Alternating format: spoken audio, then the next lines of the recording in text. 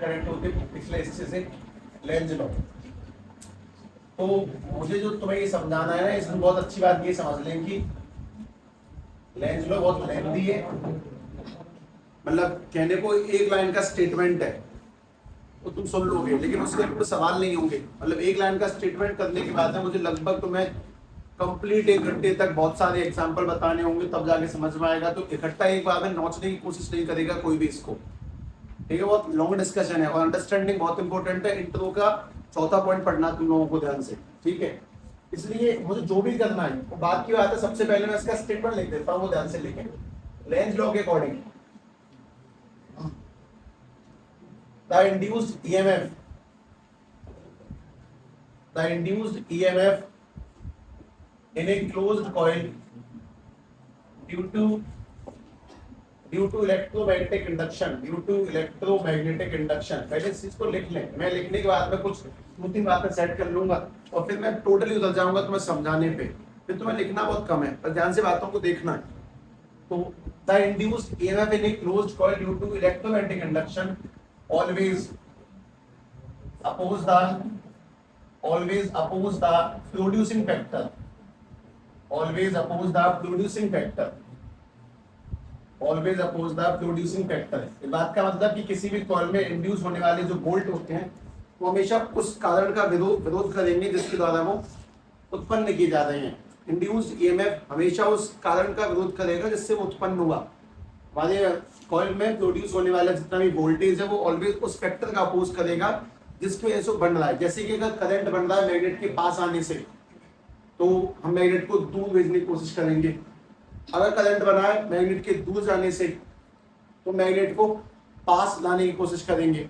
अगर करंट बना है मैग्नेटिक फील्ड के कम होने से, तो हम बढ़ाने की कोशिश करेंगे। मतलब बात है कि लेंज लॉ के अकॉर्डिंग जिस भी फैक्टर से करंट बनता है हमें उसी फैक्टर का अपोज करना है। अगर करंट मैग्नेट के दूर जाने से बना तो तुम्हें उसको पास लाना है, अगर पास लाने से बना तो तुम्हें उसको दूर लेके जाना है। इस बात को ध्यान रखिए।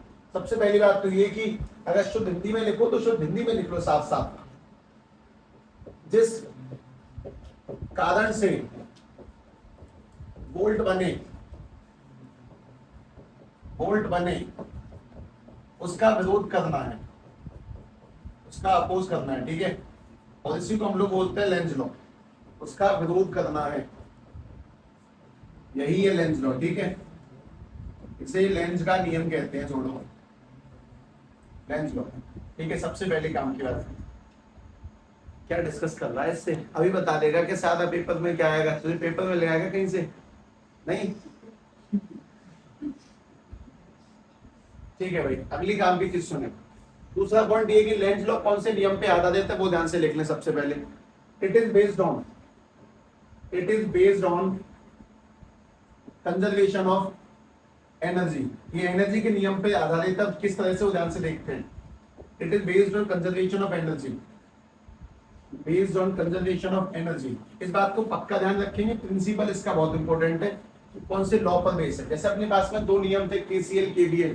केसीएल कौन से लॉ पर बेस है, कंजर्वेशन ऑफ चार्ज पे, और केवीएल किस पर बेस है, कंजर्वेशन ऑफ एनर्जी पे, कि work done around a close loop is always 0, उस पर केवीएल चलता है। मेमोरी ऐसी अच्छी होनी चाहिए, ठीक है। अब ध्यान से बात समझे कि इन दोनों कहानियों को समझाना है। हालांकि मैंने मोटी मोटी बात तो बता दी है कि लेंज का नियम ये कहता है कि जिस कारण से करंट बन रहा है तो उसी का अपोज करना है, जिससे कि तुम मैग्नेट के ऊपर पोल्स वगैरह प्राप्त कर पाओगे। लेकिन इस पूरी बात को सिस्टमेटिक वे में अपने दिमाग तक पहुंचाने के लिए एक छोटी सी बात और, तुम सभी को ये पता है कि अगर हमारे पास में करंट क्लॉकवाइज हो तो कौन सा पोल होगा। अगर क्लॉकवाइज है तो नॉर्थ पोल है, साउथ पोल, जबकि अगर करंट एंटी क्लॉकवाइज हो जाए तो कौन सा पोल होगा, नॉर्थ पोल। ये बेसिक सी बात हम लोगों को लगभग अंदाजा होना चाहिए कि एंटी क्लॉकवाइज होने पे नॉर्थ पोल पाया जाता है और क्लॉकवाइज होने पे साउथ पोल। एंटी क्लॉकवाइज पे नॉर्थ और क्लॉकवाइज पे साउथ पोल, ठीक है। अब ध्यान सभी लोग लेंज लॉ को हम लोगों ने लिख लिया, 2 पॉइंट दिए वैसे मोटे मोटे तौर पर तो, लेकिन अब एक एक करके बहुत सारे एग्जांपल देखने लगा था। एग्जांपल 1 2 3 एग्जांपल नहीं है, तब सब क्वेश्चंस हैं और छोटे छोटे सवाल होंगे, लेकिन उनके जवाब तुम्हें लेंज लॉ की प्रॉपर अंडरस्टैंडिंग दे देंगे। ध्यान से देख लेना, ठीक है। ध्यान से ऐसे करके लिखते चले जाएं। एग्जांपल नंबर 1, एग्जाम्पल नंबर 2, 3 और पहली बार में कम से कम 4 सेट का एग्जाम्पल होगा, अगली बार में थोड़े से और बदलेंगे, थोड़े से और बदल जाएंगे। ठीक है, एग्जाम्पल्स को बनाने के लिए ऐसे करके सभी लोग मैग्नेट बनाए, नॉर्थ पोल बनाए, साउथ पोल बनाए और ये बना दे सोलेनॉइड, या फिर नहीं सोलेनॉइड नहीं, एक लूप बना दो बस। ठीक है, इसमें काम की चीज ये भी है कि मैग्नेट आगे क्यों जा रही है, तो मैग्नेट के आगे और पीछे मूव करने से क्या इंड्यूस होगा, सबसे पहली बात उसके अंदर करंट, वो तुम्हारे दिमाग तक साफ साफ पहुंचा सबसे पहले स्पष्ट रूप से, किसी को उसमें कुछ संदेह नहीं बचना चाहिए कि सब किसे कहते हैं।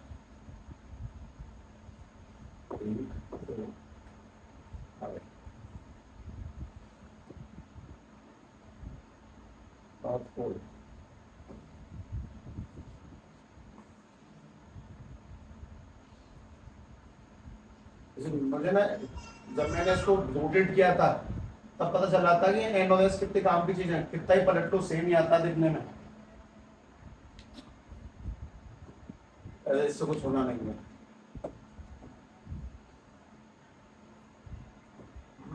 ठीक है, ध्यान से सभी लोग इन चीजों को बना, एन और एस ही रह रहे।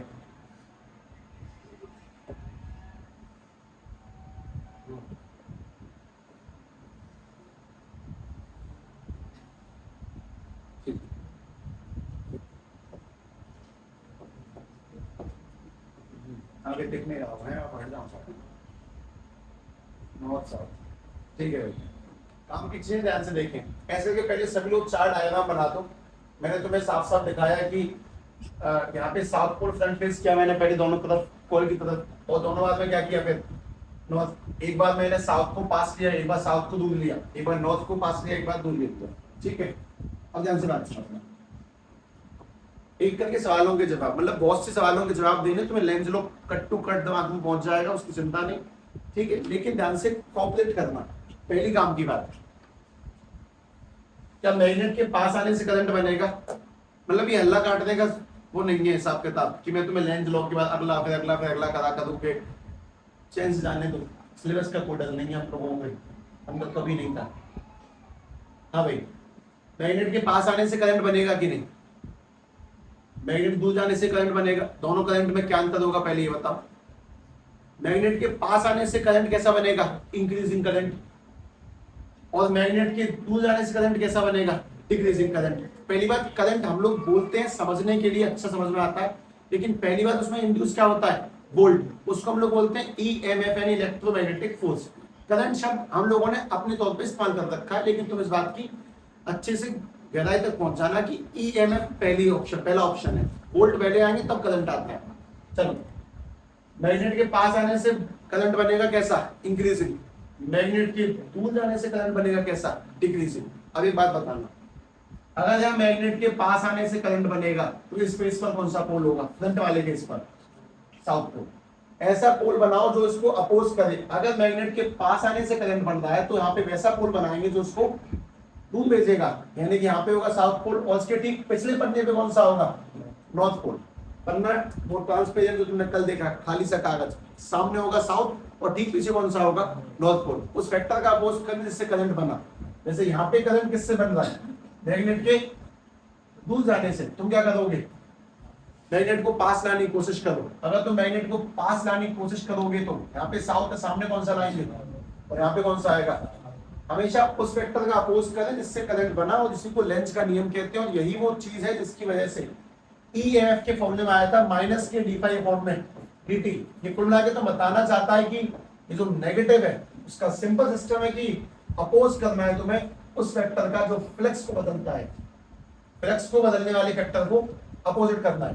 खैर वापस सुनो, इस वाले केस में करंट बनेगा किसकी वजह से, मैग्नेट के पास आने से, मतलब हम मैग्नेट को पास लाएंगे तो इसमें करंट बनेगा। तो यहाँ पे कौन सा पोल होना चाहिए, नॉर्थ पोल, और पीछे कौन सा होना चाहिए। अगर मैग्नेट के पास आने से करंट बनेगा तो यहाँ पे तुम्हें मैग्नेट को दूर करने की कोशिश करनी है, जिसके लिए तुम्हें यहाँ पे लगाना पड़ेगा एन, क्योंकि एन से एन रिपेल करेगा वापस। यहाँ करंट बनेगा मैग्नेट के दूर जाने से, तो यहाँ पे कौन सा पोल बनना चाहिए, ऐसा जो मैग्नेट को पास लाने की कोशिश करे, यानी कि साउथ, और यहाँ पे नॉर्थ। ये लेंस का नियम कि किसी भी कॉइल में करंट बनने पर, करंट पर भी क्या प्रॉपर्टी आ जाती है, मैग्नेटिक प्रॉपर्टी, तो उस पर भी पोल्स आएंगे। अब उस पर पोल्स क्या आएंगे, वो इस बात पर डिपेंड करेगा कि फ्लक्स पास आने से बना कि दूर जाने से। अगर फ्लक्स दूर जाने से क्रिएट होता है, करंट दूर जाने से क्रिएट होता है, चेंज दूर जाने से क्रिएट होता है, तीनों बातें एक ही है, तो उसके हिसाब से पोल क्या क्या होंगे वो ध्यान से देखें। लेंज का नियम बहुत सिंपल स्टेटमेंट, जिस वेक्टर से करंट बनेगा वोल्ट बनेंगे, उस वेक्टर को अपोज करने के लिए तुम्हें पोल्स लगाने हैं। अगर पास आने से है तो रिपल करने के लिए सेम लगाओ, और दूर जाने से तो अट्रैक्ट करने के लिए उल्टा बना दो। बस ये 4 एग्जांपल ध्यान से लिखें, शायद दिमाग में बात ऑटोमेटिकली सेट हो जाती है इस कहानी से। जिस वेक्टर से करंट बनेगा उसको अपोज करें। जैसे कि पहले इसको लिखो, उसके बाद दोबारा देखना कुछ काम के एग्जांपल, वापस देखेंगे। इसे लिख दो पहले।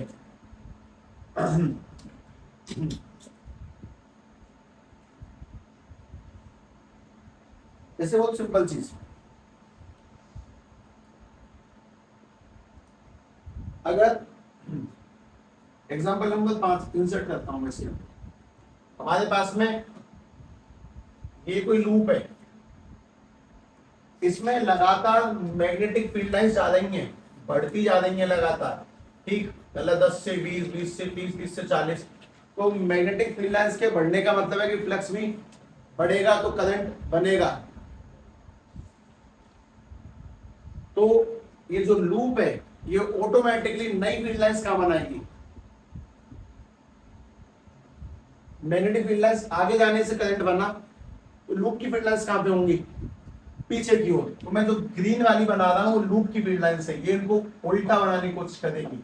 अगर लूप के मतलब फील्ड लाइंस के आगे जाने से करंट बनेगा तो हमारी लूप फील्ड लाइंस को उल्टा भेजने की कोशिश करेगी। अगर मैग्नेट के आगे जाने से बनेगा तो पीछे खींचने की कोशिश करेगी, ठीक वैसे करके। अगर फील्ड लाइंस के इंक्रीज होने से करंट बनेगा तो हमारी जो मैग्नेट है उसको डिक्रीज करने की कोशिश करेगी। और यही एग्जांपल नंबर 5 में सुनो, 6वें में सुनो कि अपने पास में यहां पे बहुत सारी फील्ड लाइंस थी, 1 2 3 4, मैं गिनती बढ़ा देता हूं, बहुत सारे। तो बात ये कि अगर एक एक करके फील्ड लाइंस गायब होना स्टार्ट हो गई, कम होना स्टार्ट हो गई, तो फ्लक्स बनेगा कि नहीं बनेगा, मतलब करंट बनेगा कि नहीं बनेगा, बिल्कुल बनेगा। अगर फील्ड लाइंस बढ़ती हैं तो भी करंट बनेगा, और उस केस में हमारी जो कॉइल है वो फील्ड लाइंस को अपोज करना चाहती है। लेकिन अगर फील्ड लाइंस घटना स्टार्ट हो जाए, जैसे घटी एक एक करके घटना स्टार्ट हुई, तो अभी करंट बनेगा। अगर फील्ड लाइंस बढ़ेगी, अगर फील्ड लाइंस बढ़ती है लगातार तो करंट बनेगा, फील्ड लाइंस के बढ़ने से करंट बनेगा, पहली बात। अगर फील्ड लाइंस के बढ़ने से करंट बनता है तो हमारी जो कॉइल है वो मैग्नेटिक फील्ड लाइंस को कहां भेजने की कोशिश करेगी, उल्टी तरफ, उन्हें घटाने की कोशिश करेगी। और अगर फील्ड लाइन के घटने से करंट बनता है, घट रही है लगातार, तो डिक्रीजिंग करंट बन रहा होगा।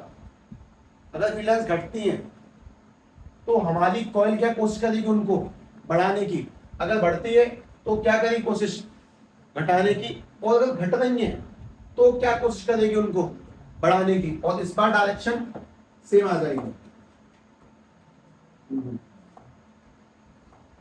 अगर घट रही है तो इस बार जो फील्ड लाइंस निकल के आएंगी वो सेम डायरेक्शन में आएंगी।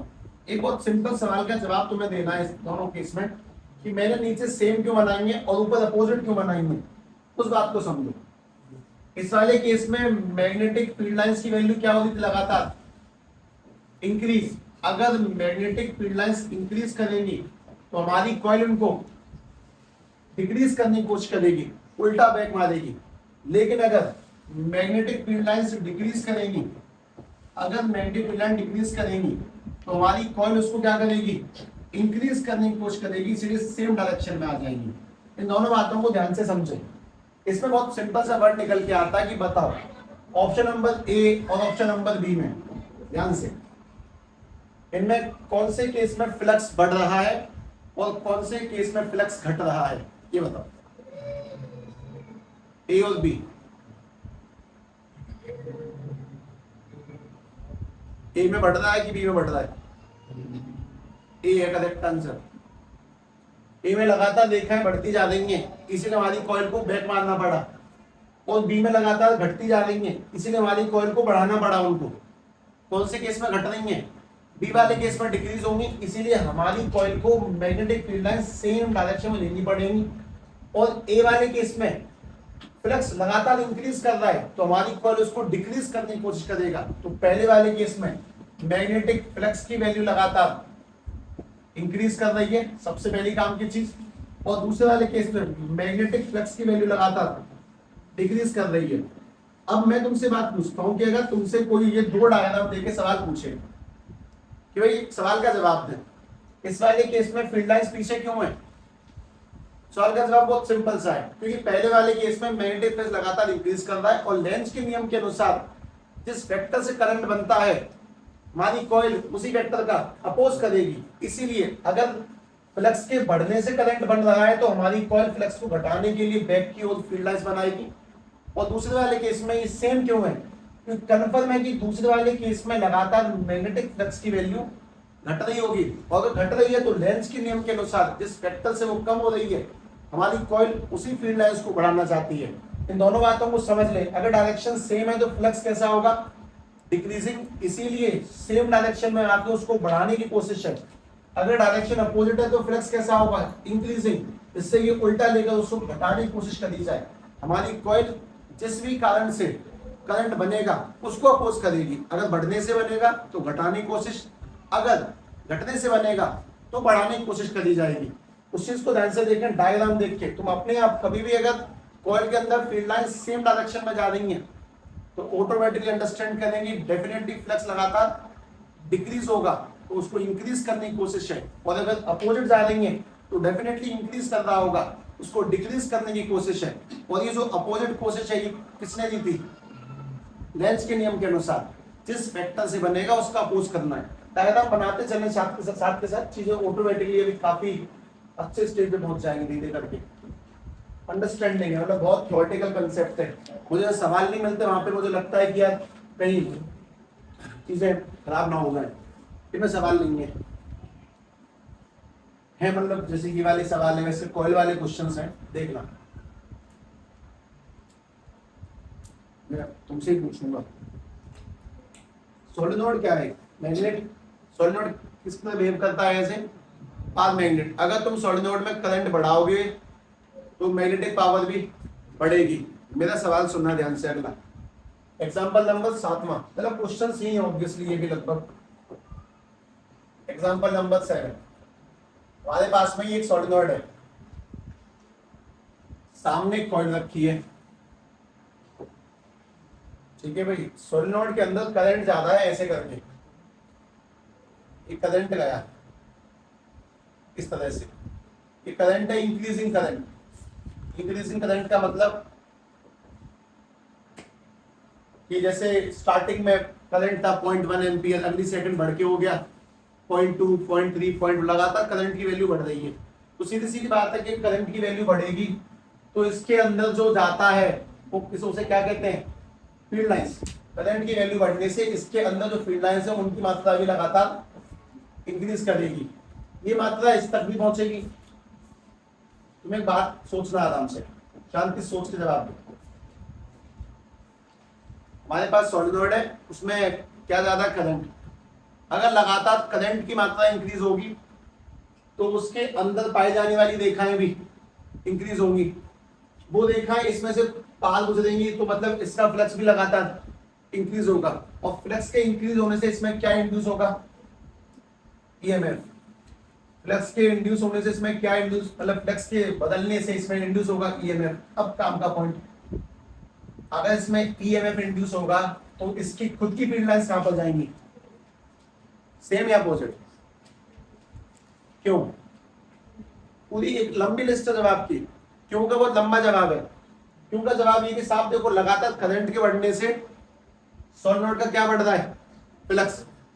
लगातार करंट के बढ़ने से सोलेनोइड के अंदर जाने वाली लाइनें बढ़ रही हैं।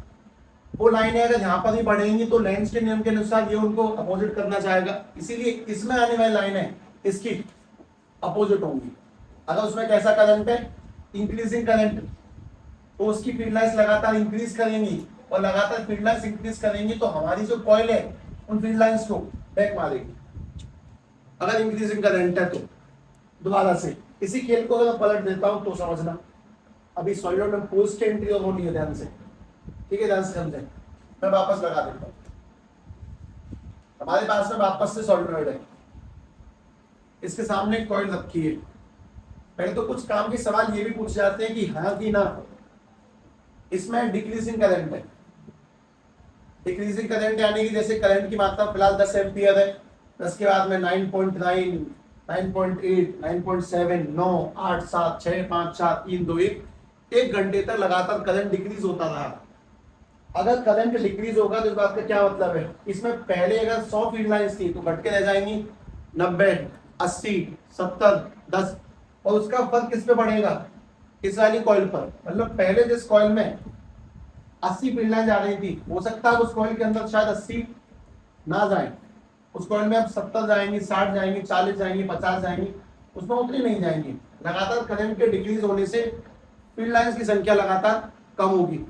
पहली बात, फील्ड लाइन संख्या बढ़े या घटे दोनों केस में उसमें वोल्ट पैदा होते हैं, फ्लक्स चेंज होना चाहिए। अगर बढ़ेंगे तो बढ़ते हुए वोल्ट आएंगे, अगर घटेंगे तो घटते हुए वोल्ट आएंगे। दोनों ही केस में चाहे फ्लक्स बढ़े चाहे फ्लक्स घटे, दोनों ही केस में उसमें वोल्ट पैदा होंगे। अगर करंट डिक्रीजिंग है तो पहली बात बताओ कि क्या डिक्रीज करेगा, करंट के डिक्रीज होने से क्या घटेगा, मैग्नेटिक फील्ड लाइंस। अगर मैग्नेटिक फील्ड लाइन डिक्रीज करेंगे तो क्या और कम होगा, मैग्नेटिक फ्लक्स भी कम होगा, क्योंकि उसी को फील्ड लाइंस को फ्लक्स कहते हैं। अगर फील्ड लाइंस घटेंगे तो फ्लक्स भी कम होगा, और अगर फ्लक्स कम होगा मतलब बदलेगा, फ्लक्स बदलेगा, इसमें क्या इंड्यूस होगा, ईएमएफ, इसमें वोल्ट इंड्यूस होंगे, चाहे बढ़े तो भी इंड्यूस होंगे, घटे तो भी इंड्यूस होंगे। बात यह कि अगर वोल्ट इंड्यूस होंगे तो ये कॉइल खुद की फील्ड लाइंस किस दिशा में बनाएगी, सेम डायरेक्शन में। अगर डिक्रीज होने की वजह से हो रही है तो उसको बढ़ाने की कोशिश करी जाएगी, यानी कि इस बार जो मैग्नेटिक फील्ड लाइंस होंगी वो सेम डायरेक्शन में होंगी, वो अपोजिट डायरेक्शंस में नहीं होंगी। ये कंसेप्ट वही है 5 और 6 पर 7 और 8 में बदल के रख दिया सॉलिड की फॉर्म में, क्योंकि ना बेसिकली सवाल ऐसे आते हैं कि डिक्रीजिंग करंट है, अभी ड्रॉ कर सकते हो या फिर ड्रॉ दे दिया जाएगा, बताओ करंट कैसा उसमें, डायग्राम का अनुमान नहीं है तो दिखाया जा रहा है, वहां पास में ऐसे करके कॉइल रख के बस इतना पूछ जाएगा कि भैया ये बता दे इसमें बनेगा कैसा। जैसे मैं तुम्हें इसका असली रूप दिखाता हूँ, असली सवाल देखना इसके अंदर, पहले से डायग्राम को हल्का फुल्का नहीं कहा, जो जो तुम्हें जितना सही समझ में आ उतना वैसे करके इसका असली रूप देखना। मतलब पहले मैग्नेट पे आए, मैग्नेट से बस एक लूप लगाई है, अब मैंने एक सोलेनोइड का लूप लगाई, अब मैं 2 सोलेनोइड बनाऊंगा। ध्यान से देखें, लेंस का नियम सीधी बात है, जो फैक्टर बढ़ाएगा उसको अपोजिट करना है, कैसे करना है अब तुम्हारी हेडेक है। देखना ध्यान से,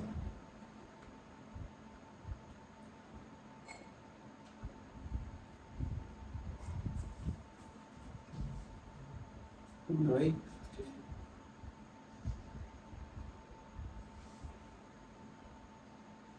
ये जेल में है कि हम जेल में है?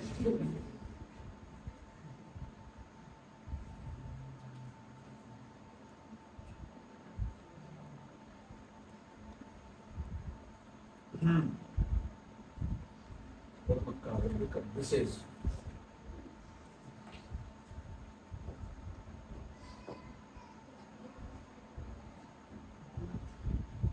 ये लिख दिया ना, ड्रॉ करने लिखना क्या है इसके अंदर, ध्यान से अगली बात समझना, एकदम जेन्युइन सवाल है।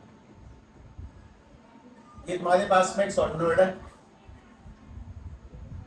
इसमें इंक्रीजिंग करंट है, इसमें है इंक्रीजिंग करंट, और ये एक सॉलिनॉइड है, इसमें कोई करंट नहीं है, पास पास नहीं है ना, कोई ज्यादा डिस्टेंस नहीं है इनके बीच में।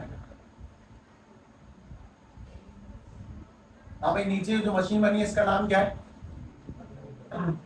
अगर सॉलिनॉइड में इंक्रीजिंग करंट जाएगा क्या अमीटर की सुई हिलेगी? क्यों? जवाब बहुत लंबा निकलेगा। सुई क्यों हिलेगी? सुनो, अगर इंक्रीजिंग करंट होगा सॉलिनॉइड के अंदर क्या बढ़ेगी? Field lines. अगर इसमें फील्ड लाइंस बढ़ेंगी तो वो फील्ड लाइंस यहां तक भी पहुंचेंगी, पास पास रखे हुए हैं, तो इसमें भी बढ़ेंगी फील्ड लाइंस। अगर फील्ड लाइंस बढ़ेंगी तो मतलब क्या बदलेगा? फ्लक्स। अगर फ्लक्स बदलेगा तो उसमें क्या बनेगा, करंट। तो इसीलिए करंट बनने पर ये हिलेगा, अमीटर डेफिनेटली चेंज करेगा खुद को। लेकिन काम की बात, इसमें जो फ्लक्स है वो बढ़ेगा कि घटेगा? इंक्रीजिंग करंट है तो फ्लक्स बढ़ेगा। पहली बात, अगर करंट बढ़ता हुआ है तो बढ़ते हुए करंट का मतलब है करंट 1 एम्पियर से हो जाएगा, 1 एम्पियर से हो जाएगा 1.1, 1 से हो जाएगा 1.2, अगला हो जाएगा 1.4, 1.9, 2.5, ऐसे करंट लगातार इंक्रीज करेगा।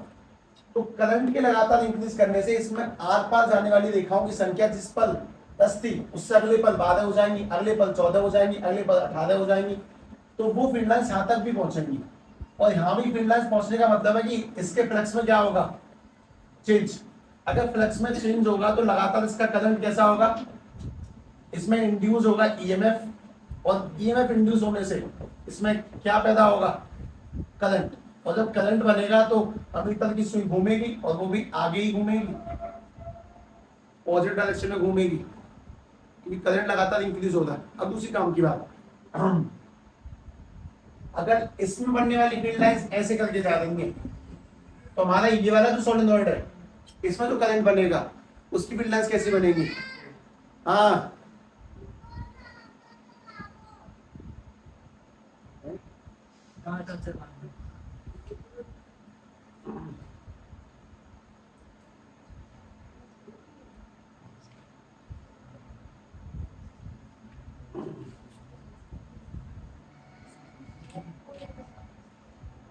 हाँ भाई ठीक। काम की बात ये सुनो, अगर करंट बढ़ेगा तो इसमें क्या बढ़ेंगी, रेखाएं, फ्लक्स। फ्लक्स के बदलने से इसमें क्या पैदा होगा, करंट। करंट भी लगातार इंक्रीज करेगा तो सुई कहाँ जाएगी, आगे की ओर। और हमारा जो सोलेनॉइड है उसकी खुद की फील्ड लाइंस कहाँ बनेंगी, अब हमारे सोलेनॉइड की फील्ड लाइंस कहाँ बनेंगी, अब पीछे। अगर इंक्रीजिंग करंट है तो फ्लक्स बढ़ रहा है, फ्लक्स के बढ़ने से करंट बना, तो हमारा सोलेनॉइड उसको पीछे करने की कोशिश करेगा अपोजिट डायरेक्शन में, due to Lenz law. Due to Lenz law, opposite direction, due to Lenz law, magnetic field lines are in opposite direction,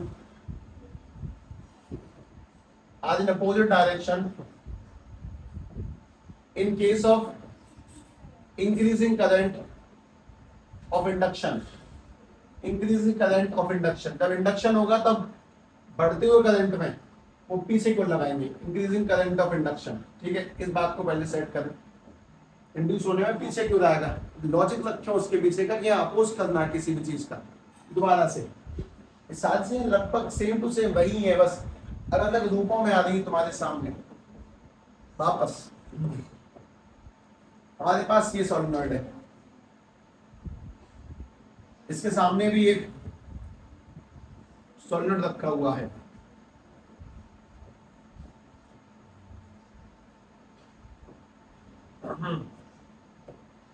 इसके अंदर इस बार करंट क्या है, डिक्रीजिंग करंट, डिक्रीजिंग करंट। तो बात है कि डिक्रीजिंग करंट से मैग्नेटिक फील्ड लाइंस बढ़ेगा या घटेगा, इसे क्यों रख दिया ये बता दो बस हमें।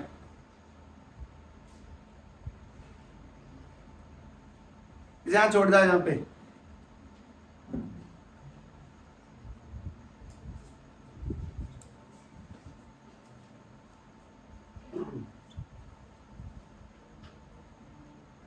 हाँ भाई, अगर करंट डिक्रीजिंग है तो लगातार क्या होगा, फील्ड लाइन संख्या घटेगी।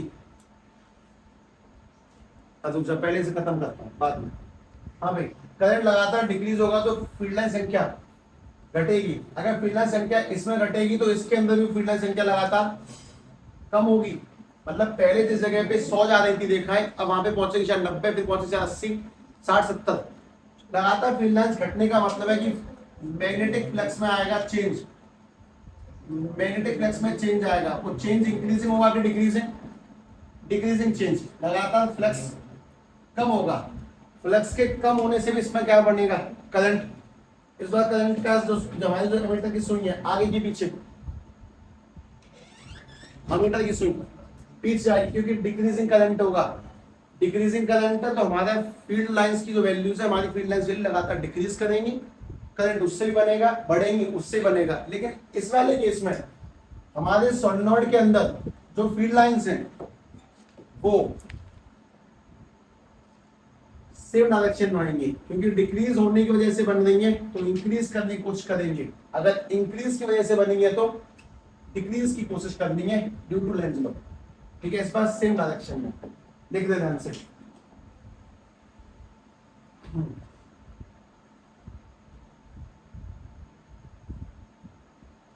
अगर करंट के बढ़ने से, अगर फील्ड लाइंस के बढ़ने से करंट बनेगा तो घटाओ, घटने से बनेगा तो बढ़ाओ, छोड़ो बात। कांस्टेंट रहने पर करंट ही नहीं बनेगा। फ्लक्स अगर कांस्टेंट है करंट बनना ही नहीं है, 100 का 100 नहीं, 100 से 90 90 100, 100 से 90 90 100 लगातार बदलना चाहिए, आगे पीछे होना चाहिए। अगर लगातार आगे पीछे होगा तो काम बन सकता है, मतलब नहीं बनेगा।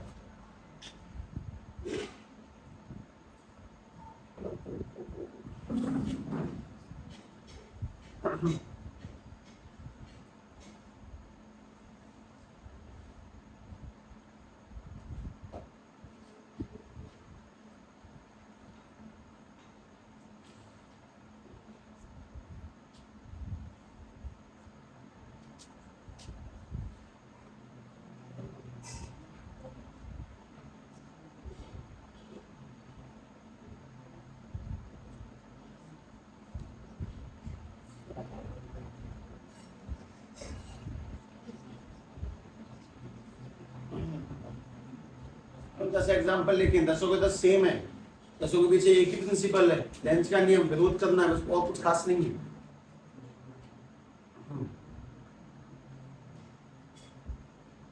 कंसेप्ट है, सबके पीछे पॉइंट है कि किस लॉजिक से चीजें बढ़ रही हैं घट रही हैं, वो ध्यान से देखें। कुछ भी उटपटांग नहीं है, बस इतना ध्यान रखें करंट बनेगा कब, फ्लक्स बदलने पर। अब चाहे तुम उसको पॉजिटिव बदलो या नेगेटिव बदलो, चाहे बढ़ाओ चाहे घटाओ, दोनों केस में करंट बनना ही बनना है। हमारी जो जनरेटर वाला प्रिंसिपल है उसमें दोनों काम होते हैं, आधे चक्कर में इंक्रीज होगा, आधे चक्कर में डिक्रीज होगा। तो आधे चक्कर में प्लस का करंट, आधे चक्कर में माइनस का करंट, उसको बोलते हैं अल्टरनेटिंग करंट। तो अगले चैप्टर का नाम है 7वें का इसी। इसलिए मैं मतलब जाने ऐसी कितनी सारी बातें होती हैं जिनको शायद उसी पॉइंट पर खोलना होगा, और टोटली मैथमेटिक्स चैप्टर है, टोटली गणित चाहिए उसके लिए। ठीक, चैप्टर का मैथ अभी इमोशनल ईएमएफ नहीं पढ़ रहा है ना। अब ध्यान से बात सुने, सभी लोग चैप्टर की मैथ की पहले से भी चल रहे हैं, तुमने उसमें 4 बातें पढ़ी। इंडक्शन किसे कहते हैं, फैराडे के नियम क्या है, उस नियमों में 2 मेन पॉइंट पढ़े, फिर लेंस का नियम, उसके कुछ एग्जांपल, और चौथा पॉइंट देखो, चौथा जो 5वां लगेगा, इट इज इंड्यूस्ड करंट का फॉर्मूला। मतलब एक बहुत फेमस प्रश्न है दुनिया में कि B प्रोपोर्शनल टू I को क्या I प्रोपोर्शनल टू B लिख सकते हैं? ट्रू और फॉल्स लिख सकते हैं कि नहीं? क्यों नहीं? B proportional to I correct है, I पर B नहीं लिख सकते, I भी। मतलब उसका रीजन है, हमारे तार में जब पहले पोटेंशियल डिफरेंस आ जाएगा कि भाई ये वाला टुकड़ा 220 वोल्ट है, ये वाला 20 वोल्ट है, इनके बीच में कितने का अंतर है? 200 का अंतर है। जब इन्हें 200 वोल्ट का डिफरेंस आएगा तब इलेक्ट्रॉन्स फ्लो करेंगे। डिफरेंस क्रिएट होने पे करंट पैदा होता है। वोल्ट पहली चीज है करंट बाद की। जब डिफरेंस होगा तब फ्लो बनेगा, जब तक डिफरेंस होगा तब तक फ्लो बनेगा। अगर वोल्ट ही नहीं होगा तो करंट क्रिएट ही नहीं हो सकता। इसीलिए करंट के होने पे वोल्ट नहीं आते, वोल्ट के होने पर करंट आता है। इसीलिए हमारे इंडक्शन में भी कहीं पर भी करंट शब्द नहीं आया है, हम वो समझने के लिए इस्तेमाल करते हैं, लेकिन पहला वर्ड ईएमएफ यानी कि वोल्ट ही है। क्या, ध्यान से बात सुने। देखो भाई, इंड्यूस करंट, भाई सेम टू सेम। सबसे पहली काम की बात तो ये कि सभी लोग मुझे V इक्वल्स टू में फॉर्मूला क्या होता है, आई आर, ये तो सबको रटा ही होता कहीं ना कहीं तक। तो अगर हम लोग करंट का फॉर्मूला बनाएंगे तो क्या बनेगा, I equals to V upon में। इसमें V क्या चीज है, वोल्ट। हमें V से आदत पड़ गई, लेकिन असली नाम उसका पोटेंशियल है। पोटेंशियल को ही वोल्ट कहते हैं, ईएमएफ को ही वोल्ट कहते हैं, लेकिन सब में कहना कि अंतर है सब चीजों में। मीटर, मिलीमीटर, सेंटीमीटर, किलोमीटर, सब में डिफरेंस है। सेम टू सेम वही डिफरेंस है। पोटेंशियल डिफरेंस कहने में, वोल्ट कहने में और ईएमएफ कहने में, बाकी कोई बड़ी बात नहीं है। क्या अभी ध्यान से बात बताए, हम लोगों ने जस्ट अभी पढ़ा था कि ईएमएफ का फॉर्मूला क्या है, माइनस के डी बाई अपॉन में dt। इसमें ये क्या चीज होती है, ईएमएफ, इसकी यूनिट क्या होती है, वोल्ट, यानी कि माइनस के डी बाई अपॉन में dt हम लोग वोल्ट कह सकते हैं। एक काम करें, इसको उठा के बात करते हैं, वोल्ट यानी माइनस के डी बाई अपॉन में dt, तुम वोल्ट की जगह रख दो I इक्वल्स टू माइनस के डी बाई अपॉन में dt। लेकिन जब नीचे आर भी तो चल रहा है तो आर भी लगा लो आगे, ये करंट का फॉर्मूला है, लेकिन ये पता कौन सा करंट है, ये फ्लक्स बदलने से करंट आया, तो ये इलेक्ट्रिक करंट नहीं कहलाता। ये वाला करंट फ्लक्स के बदलने से आया, उसको हम लोग करंट की जगह एक वर्ड देते हैं जो ऊपर लिखा है ऑब्वियसली, इंड्यूस्ड करंट। अब इसकी डेफिनेशन देने की कोई नीड नहीं है, कक्षा बाद में जीवन में कभी इतना नहीं गिरेगी कि वो तुमसे इंड्यूस करके डेफिनेशन पूछे, कभी नहीं गिरेगी कि what is induced current, the current induced in coil by changing the magnetic flux is called induced current, कभी नहीं गिरेगी जीवन में, नहीं तो लिखने की आवश्यकता भी नहीं। सीधी सीधी बात है कि मैंने बी की जगह पे ई को रिप्लेस किया, ई यानी कि वोल्ट माइनस के d five upon d, B यानी कि वोल्ट माइनस के d five upon d, R अपनी जगह पे रहेगा, इस चीज को पहले सेट रखें। इसमें एक स्पेशल वेराइटी, मतलब ये तुम लोग फर्स्ट डालो, अब सेकंड डालेंगे। करंट का बेसिक जनरल फॉर्मूला क्या है, जनरल Q अपॉन में T, चार्ज अपॉन में टाइम। तो अगर मैंने उसको लिखा चार्ज अपॉन में टाइम, तो कल को अगर मैं इसको स्मॉल Q अपॉन में स्मॉल t लिख दूं तो कोई दिक्कत नहीं होनी चाहिए। अगर मैं कल को इसको डेल्टा Q अपॉन में डेल्टा t लिखूं तो भी कोई दिक्कत ना हो, मैं कल को इसको dQ अपॉन में dt लिखूं तो भी कोई दिक्कत की बात नहीं है, सब कुछ सेम है, dQ अपॉन में dt सेम थिंग। मैं इस बात को तुम्हें क्यों बता रहा हूं, क्योंकि अगले सेकंड वाले पॉइंट में मैं तुम्हें कुछ बहुत बढ़िया सिस्टम समझाऊंगा। I equals to d q upon में डी टी, मुझे कोई आपत्ति नहीं है, और I इक्वल्स टू माइनस के डी फाइव अपॉन में d t R d t, इससे भी कोई आपत्ति नहीं है। पहली बात सभी लोग बताएं, ये वाला कौन सा करंट का फॉर्मूला है, जैसे कि F इक्वल्स टू M कौन सी फोर्स का फॉर्मूला है, F equals to GM1 M2 upon minus का कौन सा फॉर्मूला है, उसके बाद में F इक्वल्स टू QV कौन सा formula, F equals to IVL कौन सा फॉर्मूला, बता। M कौन सा है, जब मास और एक्सेलरेशन है, G1 M2 का ग्रेविटेशन वाला फॉर्मूला, IVL का मैं करंट वाला, QV कौन सा चार्ज वाला। ऐसे I equals to d upon dt कौन सा है, flow of charge in per unit time, वो वाला करंट, और ये कौन सा है, फ्लक्स वाला फॉर्मूला। अगर मैं दोनों को इक्वेट कर लेता हूं तो तुम्हारे पास में बहुत अच्छी चीज निकल के आएगी। मैंने दोनों को इक्वेट करने का मतलब बताया कि इक्वल में डालना है बस। अगर इक्वल में डालते हैं दोनों चीजों को तो मैं साफ समझ में आएगा कि सब dQ अपॉन में dt is equals to minus के डी फाइव अपॉन में आर डी टी, एक चीज कट रही है इसमें, dt से d2 डालो, इससे कोई सुकून मिलना चाहिए। dq बराबर के माइनस के डी फाइव अपॉन में आर, उधर भेजना चाहे तो भेज लें वरना यही लिखते हैं। किसी वक्त पे आके तो लोग इंटीग्रेशन भी स्टार्ट करोगे इन सवालों में, ये जिनको थोड़ा सा ज्ञान है पुराना, ये डिफरेंशियल इक्वेशन है, y वाले एक तरफ, x वाले एक तरफ, dq वाले एक तरफ, d5 वाले एक तरफ, और इंटीग्रेट बोथ साइड्स, ये कभी काम आएगा। ठीक है, पहली बात current I equals to d5 upon में dt और dq equals to d5 upon में r, इसलिए पहली वैरायटी मैथमेटिक्स सबसे पहली वैरायटी।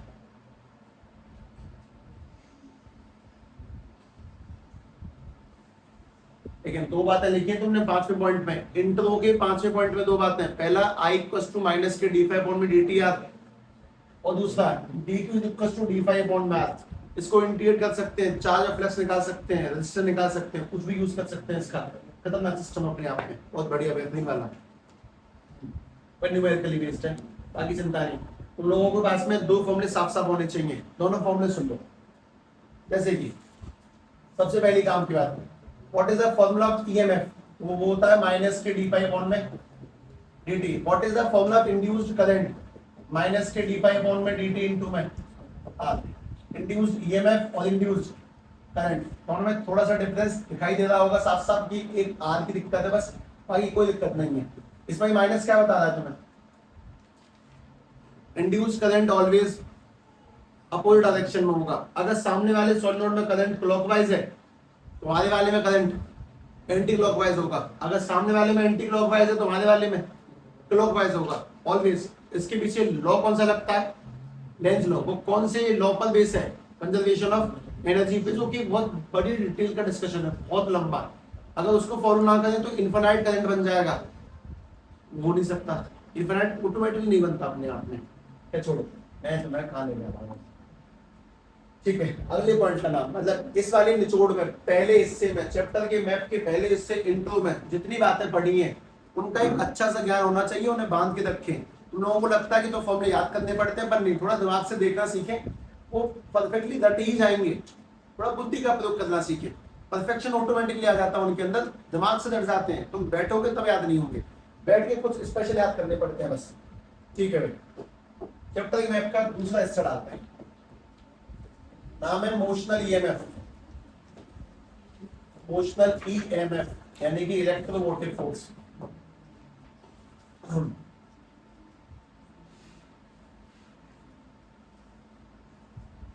तुम पेपरों वाली बात इसलिए बताएगी, कल मुझसे लड़की कह रही थी सर 10th के पेपर है मेरे, तो मुझे थोड़ी सी छुट्टी चाहिए 4 बजे की, इसलिए तैयारी करनी है पेपरों की। मैं कहा मैथ का पेपर तेरे सोमवार को, संडे की छुट्टी है, साइंस के बीच में एक दिन का गैप है, तैयारी कैट करेगी, एसएसटी इंग्लिश हिंदी हम वो कभी यहाँ पढ़े, किसी तैयारी करनी है। साइंस में छुट्टी है, मैथ का पेपर सोमवार को, और छुट्टी में कोई तैयारी नहीं करता। तो छुट्टी होती 11 बजे तो सो के उठ के फ्री होंगे, 12-1-2 बजे लोग पढ़ते हैं, फिर पढ़ते टाइम पढ़ने से पहले सोचते हैं कि यार स्कूल जा, तब भी मैं तो टाइम पढ़ता। मैंने क्या झंडे गाड़ दिए, घंटे 2 घंटे का फर्क होता है। मन की बात है, मन में ऐसा आ जाता है कि नहीं यार अगर मैं स्कूल नहीं गया होता तो पक्का कुछ ऐसा कर जाता कि दुनिया भरोसा नहीं करती। मन की बात है, वरना पढ़ता कोई नहीं छुट्टी हो, वाकई में छुट्टी हो तो लेट उठेंगे आराम से 8, मतलब कोई ऐसा हिसाब किताब तो बहुत जेन्युइन है कि सब आज छुट्टी कर दी पढ़ने के लिए। मैं सुबह 6 बजे से बैठा हूँ और मुझे शाम के 6 बज गए। मैंने 6 घंटे जो स्कूल में जाते हैं वो लगातार पढ़ाई में लगाती है, पर ऐसा तुम में से शायद किसी के साथ नहीं होता होगा। फिर यूजुअली 10, 11, 12 बजे लो ही शुरू होता होगा, तो वो 1 से 2 घंटे में तब तक 2 बज गया, स्कूल का टाइम हो गया। सेम है, मन की बात है बस। ठीक है भाई, ध्यान से बात सुनो। इमोशनल ईएमएफ समझाने के लिए मुझे ना कुछ सामग्रियों की आवश्यकता पड़ेगी, ये थोड़ा सा विशेष टॉपिक है। चलो पहले सभी लोग डायग्राम बनाएं। डायग्राम तुम्हें समझाना होगा कि क्रॉस क्या रिप्रेजेंट करते हैं।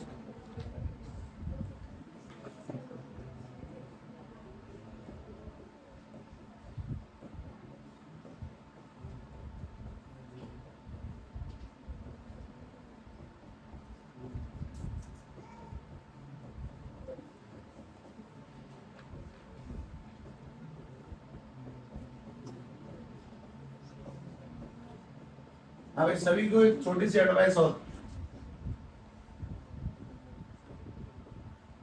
अपने फोन के कवर के पीछे पैसे वैसे ना रखा करें, नहीं करें, चोरी हो जाते हैं। आंखों के सामने चोरी हो गया आज मेरे, मैं कुछ नहीं कर पाया। मैं कुछ सवाल वाल कर रहा था दुष्यंत सर, ये क्लिप काट के भेजूंगा उन्हें, ये कि मैं सबको बता रहा हूँ कि किसने मेरे साथ चोरी करी। 40 नहीं 60 रुपए, सही 80 थे। हाँ, आधा झूठ है वो।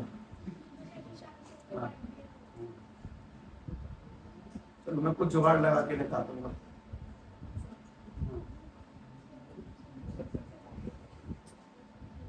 मतलब जमाना ही नहीं है भलाई का, इनकी बातों से मेरा भरोसा करने का मन नहीं होता किसी को। हाँ भाई, ये क्रॉस क्या दिखा रहे, पहले ये बताओ। Inward magnetic field lines, inward magnetic field lines, inward magnetic field lines. ठीक है भाई, और इसके अंदर ये जो तुम्हें वाइट वाइट दिख रही है ना, ये वायर है, वायर है, इसमें मोशन हो सकता है। मोशन मैं बताता हूँ कैसे करके। तुम्हें ये दिख रहा है,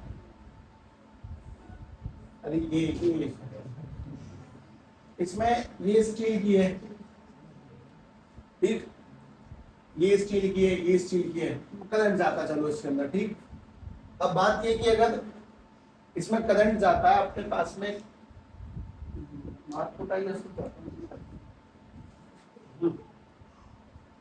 तो ये स्टील की, ये स्टील और ये भी स्टील की, सब स्टील के। इसमें मैग्नेटिक फील्ड कहाँ जा देंगे, अंदर की ओर। अगर मैं इसमें वायर लगा दूंगी तो ध्यान से देखो, ऊपर से लेकर यहां तक टच कर ली, यहां से लेके यहां तक और यहां से लेके यहां तक पूरी टच है, तो लूप कैसी हो गई, क्लोज। पहली बात ये क्लोज हो चुकी है। अब बात है मैं इसको मूव कर सकता हूं, इसके अंदर मैं रख रहा हूं, वाकई मूव हो सकती है, ऐसे तो मूव कर सकता हूं। तो अगर तुम थोड़ा सा दिमाग लगाओगे तब तुम्हें बात समझ में आएगी कि मैग्नेटिक फील्ड लाइन तो परमानेंट बनी हुई है अंदर की ओर, ठीक है, उसमें तो कोई डाउट नहीं। स्टील यहां से ऊपर से घूमते हुए यहां तक डंडी आ रही है, डंडी नहीं वायर है पूरी पूरी, जब इसको मूव करेंगे तो क्या करंट बनेगा कि नहीं बनेगा,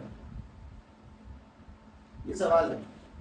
करंट पहली बात, अगर तुम ये बोलो कि क्यों बनेगा, मतलब बनेगा, तो मैं पूछता हूं क्यों बनेगा, सवाल का जवाब दो। करंट तब बनता है जब फ्लक्स बदलेगा।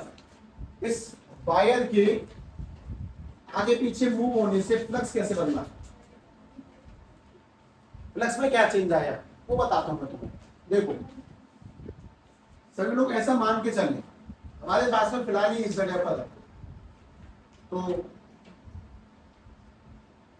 जब ये इस जगह पर रखी हुई है फिलहाल, तो 1 2 3 4 5 6 सेंटीमीटर की लाइन मानी, इसमें जा देंगे 50 लिखा है, 50 लाइनें जा रही है हर बार। जब मैं इसको पास लेके आऊंगा रह गए 3 सेंटीमीटर, अब कितनी जा देंगे इसमें 25। तो मैं 50 से 25 कर लिया, किस चीज को बदलने से, वायर को मूव किया मैंने, मैं वायर को पीछे लेके आया तो 50 हो गई, वायर आगे ली तो उसमें लिखा है 25 हो गई। किसके अंदर देख रहे हो, बस क्लोज लूप के अंदर देखो, बाहर मत देखो, ओनली क्लोज लूप के अंदर देखें। अगर मैं इसको पीछे को मूव करूंगा तो कितनी लाइनें जा देंगे इसमें, 50 आसपास जा देंगे। अगर मैं इसको आगे करूंगा तो कितनी जा देंगे इसमें, 25 जा देंगे। अगर पीछे करेंगे तो 50 आगे 25 50 25 50 25 लगातार। किस चीज में चेंज होगा, इसके फ्लक्स में। फ्लक्स में चेंज किस चीज से होगा वो समझो। हम लोग जब इसको पीछे करेंगे तो उसकी लेंथ बढ़ जाएगी, इसका एरिया बढ़ जाएगा, ज्यादा एरिया होगा तो इसमें ज्यादा फील्ड लग जाएंगी, सबसे पहली चीज। जब मैं इसको आगे लूंगा तो लेंथ कम होगी, लेंथ कम होगी तो इस क्लोज लूप का एरिया भी कम होगा, और अगर एरिया कम होगा तो फ्लक्स भी कम होगा। तो अगर मैं किसी वायर के एक हिस्से को मूव करा रहा हूं तो मैं कहना है कि उसकी लेंथ बदलता हूं। उसकी लेंथ बदलने से किस चीज में चेंज आता है, उसकी एरिया में चेंज आता है, और एरिया में चेंज आने से क्या बदलता है, उसका फ्लक्स। और अगर फ्लक्स बदलेगा तो उसमें क्या इंड्यूस होगा, ईएमएफ, यानी इस क्लोज लूप में ईएमएफ इंड्यूस हो जाएगा। जब मैं इसको आगे पीछे मूव करूंगा, लंबाई चेंज होगी, लंबाई चेंज होने से एरिया कभी बड़ा कभी छोटा होगा, और कभी एरिया बड़ा छोटा होने से उसके अंदर का फ्लक्स भी लगातार बदलेगा, और फ्लक्स के लगातार बदलने से इसके अंदर क्या बन जाएगा, ईएमएफ, यानी कि वोल्ट पैदा होंगे। अब इसी बात को हम लोगों के लिए कितना मुश्किल है यहाँ पे दिखाना कि भाई ये एक वायर है, ऐसे एज्यूम करें, और ये वायर लगातार मूव कर सकती है आगे पीछे, वायर लगातार मूव कर सकती है, मतलब वायर आगे जा सकती है, वायर पीछे जा सकती है। पॉइंट ये है कि अगर वायर फिलहाल यहाँ पे है और अगर मूव करके इस वायर को पीछे को हम लोग यहाँ पर ले जाएं तो किस चीज में चेंज आएगा, बस ये बताओ। वायर यहाँ पे थी, जो भी डिस्टेंस थी, मतलब वायर की लेंथ पहली बार एल मान लेते हैं, ठीक। मैं वायर को यहाँ से यहाँ ले गया तो डेल्टा एक्स मान लिया मैंने, कुछ भी ले गया एक्स मान लो, डेल्टा एक्स, उसमें कोई दिक्कत नहीं। वह कंसेप्ट बताओ सबसे पहले। हम वायर को यहाँ से यहाँ ले गए तो क्या चीज बढ़ी, उस लेंथ, लेंथ यानी क्या बढ़ गया उसका एरिया, एरिया बढ़ा तो जिस वायर में पहले 4 गोले दिखाई दे रहे थे अब उस वायर में कितने गोले दिखाई देंगे, 6 गोले। जब मैं वापस पास लाऊंगा 4 6 4 6 4 6, लगातार फ्लक्स बदलेगा, और लगातार फ्लक्स के बदलने से क्या इंड्यूस होगा, ईएमएफ। कुल के बात ये कि हम जब वायर को मूव करके किसी में, वायर को मूव करके किसी कॉइल में वोल्ट पैदा करते हैं, उसी को हम लोग क्या बोलते हैं, मोशनल ईएमएफ, जो किसी वायर के मूव करने से क्रिएट हुआ। अगर बेसिक तौर पे थोड़ा बुद्धि का प्रयोग करें तो वायर को मूव करने से कॉइल के एक फैक्टर में चेंज आता है, उस चीज का नाम है एरिया। वायर का एरिया बदलेगा, कॉइल का एरिया चेंज होकर लगाता है वायर के आगे पीछे होने से। अब तुमने इस कहानी को जरा इस पे देखा तो फिर भी थोड़ा अंडरस्टैंडेबल होता है कि यहाँ से वायर मूव हो सकती है, समझ में आता है। जैसे अभी भी तो मूव हो रही थी, सेम मूव हो सकती है, लेकिन जब इस कहानी को थोड़ा लिखित फॉर्म में लेके आएंगे तो शायद ज्यादा अच्छा रहेगा। प्लस का बेसिक फॉर्मूला क्या बताना, बी ए कॉस थीटा। फील्ड लाइन कहां लगा देंगे, अंदर। किसी भी एरिया का वेक्टर कैसा होता है, परपेंडिकुलर, अंदर ही मान लो। थीटा की वैल्यू खुला के जीरो कह रहा हूं, छोड़ो इन चक्करों मत पड़ा करो। थीटा जीरो भी तो मान लिया, चुपचाप शांति से निकल जा करो, चुपचाप आंख बीच के। इसमें काम का पॉइंट वो सुनेंगे, इस पूरे सिस्टम में मैग्नेटिक फील्ड लाइंस जो पीली वाली गोले हैं उनकी पावर कांस्टेंट है, बदल रहा है या कम ज्यादा होगा बात अलग है, पावर कांस्टेंट है। क्या बदल रहा है बेसिक तौर पे, एरिया। अगर मैं इसी कहानी को थोड़ा सेट करके लिखना स्टार्ट करूं तो मुझे याद आता है कि मैंने पढ़ा था इंड्यूस्ड ईएमएफ इज माइनस के डी फाई अपॉन में dt। मैं तुमसे कहता हूं भाई मुझे फाई की वैल्यू पुट करवा दो। फाई की वैल्यू क्या आएगी इसके अंदर, बी ए अपॉन में dt। इसमें क्या कांस्टेंट रहता है, मैग्नेटिक फील्ड लाइन फिक्स है, तो पीली वाली ताकत है वो फिक्स है, तो कांस्टेंट को बाहर निकाल लो, माइनस के बी डी ए अपॉन में dt। इसमें ये क्या चीज है, एरिया। किसी भी चीज का एरिया कैसे निकलता है, लेंथ इनटू ब्रीथ करके। तो क्या वायर की लेंथ चेंज हो रही है, क्या लेंथ चेंज हो, लंबाई चेंज नहीं हो रही, क्या चेंज हो रही है वायर की, ब्रीथ। ये ब्रीथ कभी कम होती है कभी ज्यादा है, इसको मैंने मान लिया x, तो बदलता है उसको x मान लेते हैं, लेकिन लेंथ चेंज नहीं हो रही। मैं लिख रहा हूं तुम्हारे सामने कि जैसे तुमने फाई को लिखवाया बी ए, तो मुझे एरिया लिखवाओ। एरिया कैसे लिखा जाएगा, किसी रेक्टेंगल का एरिया लिखने का formula, area of rectangle E equal to minus के B into area rectangle, length into breadth upon में dt। अब बताओ क्या कांस्टेंट है, लेंथ कांस्टेंट है, वायर की लेंथ में कोई चेंज नहीं है, L फिक्स है, तो L को भी बाहर निकाला, माइनस के बी एल dx अपॉन में dt। ये dx क्या चीज है, इसकी ब्रीथ जो लगातार कम ज्यादा होती है, उस ब्रीथ के कम ज्यादा होने से एरिया बदलेगा, एरिया के बदलने से फ्लक्स बदलेगा, फ्लक्स के बदलने से वोल्ट पैदा होते हैं। dx अपॉन dt यानी डिस्टेंस अपॉन टाइम का फॉर्मूला क्या होता है, स्पीड v। तो मैं इसी को नीचे लिखने जा रहा हूं, that is EMF is equal to minus के बी एल बी। इसमें b क्या चीज है, मैग्नेटिक फील्ड, L क्या चीज है, लेंथ ऑफ वायर, और v क्या चीज है, वेलोसिटी।